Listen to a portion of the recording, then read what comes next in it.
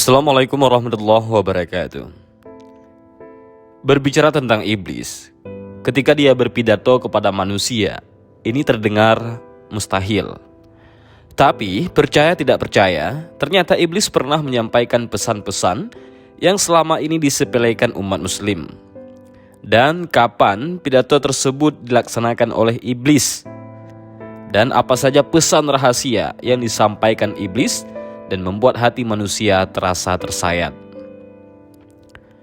Bukan cuma khatib, ustadz atau kiai yang pernah memberikan khutbah pada manusia. Jika selama ini ceramah identik dengan orang-orang yang alim, dekat dengan Allah Subhanahu wa Ta'ala, namun ada sebuah kisah yang memperlihatkan bagaimana iblis memberikan nasihat kepada manusia. Mungkin terdengar aneh, mustahil, mana mungkin, apalagi kita menganggap manusia memiliki status yang lebih baik dari iblis. Pidato ini tak dilakukan iblis saat di bumi. Saat momen perhitungan, manusia akan dibagi dalam dua kelompok. Allah Subhanahu wa Ta'ala akan memasukkan orang-orang yang beriman ke dalam surga dan menikmati segala fasilitas yang telah disiapkan. Sementara kaum kafir tentu saja mendapatkan sesuai perbuatannya di dunia, kekal di dalam neraka. Tapi sebelum mereka diantar ke tempat masing-masing, setelah hisab, iblis akan tampil di hadapan para penghuni neraka.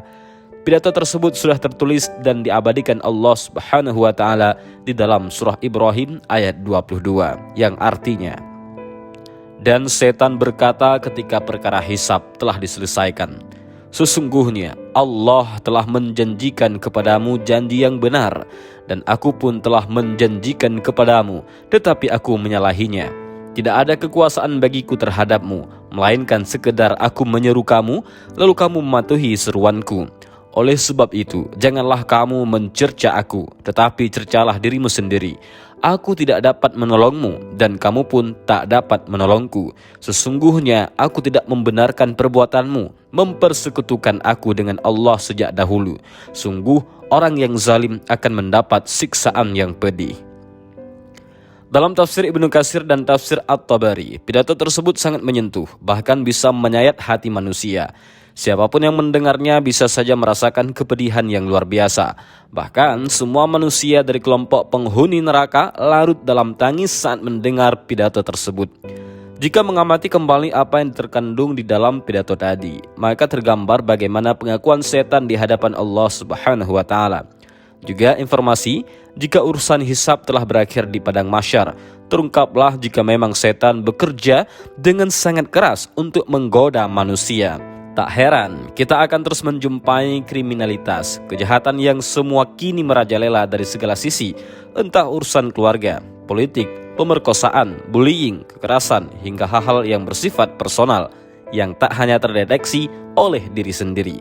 Mungkin awalnya seseorang melakukan kejahatan dengan perasaan amat bersalah, namun lambat laun jika hal keji tersebut sudah terus-menerus dilakukan, ditambah lagi circle atau lingkungan yang semakin toksik justru mendukung keburukan.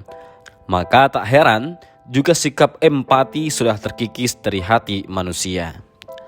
Ayat tadi itu, menurut tafsir Kementerian Agama, ada salah satu setan yang memang memiliki misi menyesatkan manusia, mengubah pola pikir kita bahwa kejahatan adalah perbuatan yang baik, hebat, dan keren. Tak hanya itu, setan juga menjadi PHP atau memberi harapan palsu kepada manusia. Mereka menjanjikan akan memberikan banyak iming-iming jika manusia mengikuti langkah serta tips mereka. Padahal pada akhirnya mereka tak akan bisa memenuhi janji-janjinya. Pengakuan tersebut ditunjukkan kepada orang-orang yang sudah terlanjur percaya, namun sudah tak bisa berpindah golongan lagi. Ibarat pepatah, nasi sudah menjadi bubur. Setan tak ada kuasa untuk menolong mereka. Karena itulah manusia menjadi serba salah, penyesalan pun tak ada guna. Umat manusia semakin meraung-raung, tapi mereka sudah menemukan jalan buntu. Hati mereka semakin pilu, apalagi setelah mendengar surah Az-Zumar ayat 71. Orang-orang kafir dibawa ke neraka jahanam berombongan-rombongan, sehingga apabila mereka sampai ke neraka itu, dibukakanlah pintu-pintunya dan berkatalah kepada mereka penjaga-penjaganya, apakah belum pernah datang kepadamu rasul-rasul di antaramu yang membacakan kepadamu ayat-ayat Tuhanmu dan memperingatkan kepadamu akan pertemuan dengan hari ini? Mereka menjawab, benar, telah datang. tetapi telah pasti berlaku ketetapan azab terhadap orang-orang yang kafir.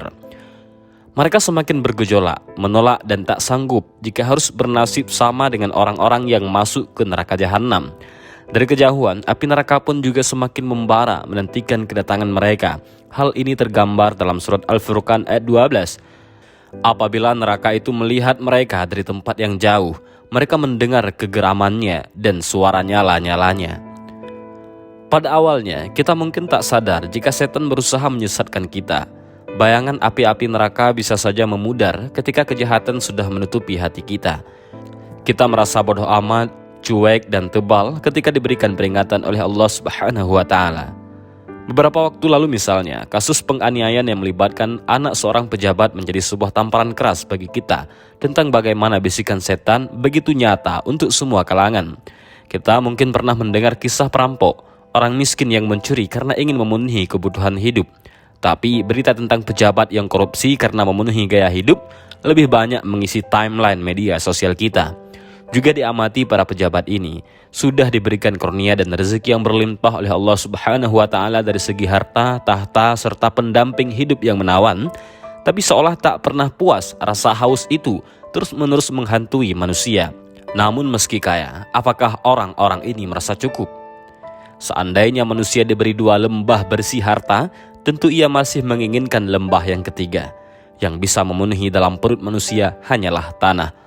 Allah tentu akan menerima taubat bagi siapa saja yang ingin bertaubat. Hadis riwayat Bukhari. Dalam sebuah hadis disebutkan, jika perasaan cukuplah yang menjadi indikator kekayaan yang hakiki bagi manusia. Hal ini disampaikan langsung oleh Rasulullah SAW. Kekayaan yang hakiki bukanlah dengan banyaknya harta, namun kekayaan yang hakiki adalah hati yang selalu merasa cukup. Hadis riwayat Bukhari dan Muslim. Lalu, kenapa orang-orang yang sudah tahu memiliki masalah di hati namun enggan memohon ampun kepada Allah Subhanahu wa Ta'ala? Hal ini juga disebabkan oleh keahlian setan, taswif, untuk menghasut manusia agar menunda-nunda bertaubat.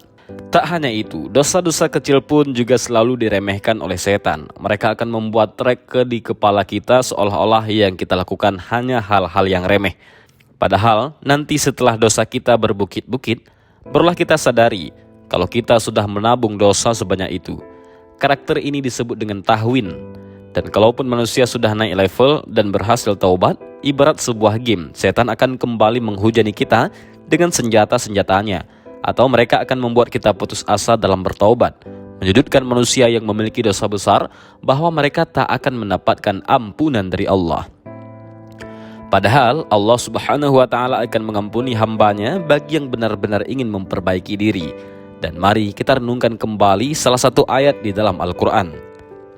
Sesungguhnya Allah mengampuni dosa-dosa semuanya. Sesungguhnya Dialah yang Maha Pengampun lagi Maha Penyayang.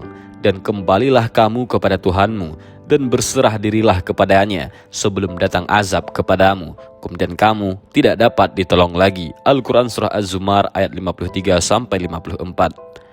Namun ayat tadi tentu menjadi musuh bagi setan. Mereka akan memutarbalikkan fakta sehingga kita akan sangat bucin kepada mereka.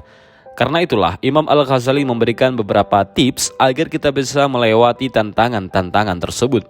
Sebagai muslim, kita harus berjuang menutup semua jalan akses yang dilalui setan sehingga mereka tak bisa mendekat apalagi menguasai kita. Akan tetapi boro-boro menutup akses jika kita pun tak tahu jalan menuju pintunya.